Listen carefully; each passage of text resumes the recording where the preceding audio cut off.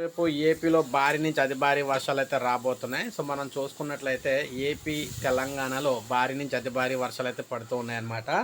So 24 గంటల పాటు అతి భారీ వర్షాలు పడతాయని చెప్పేసి తెలుస్తుంది.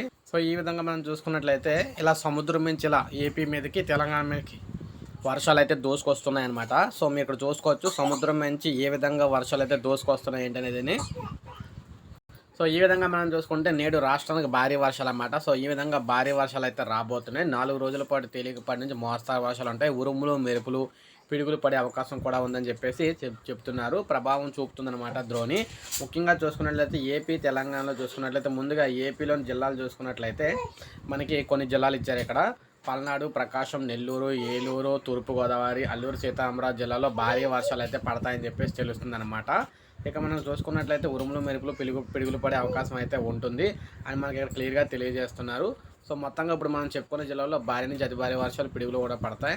ఇక తెలంగాణలో కూడా మనం చూసుకుంటే దక్షిణ తెలంగాణలో ఆల్రెడీ మనం చెప్పుకున్నాం. దక్షిణ తెలంగాణ అదేవిధంగా తూర్పు తెలంగాణలో ఉన్న జిల్లాల్లో భారీ వర్షాలు అయితే వస్తూ ఉన్నాయన్నమాట తెలంగాణలో కూడా. సో ఇది మనకు వెదర్ రిపోర్టు.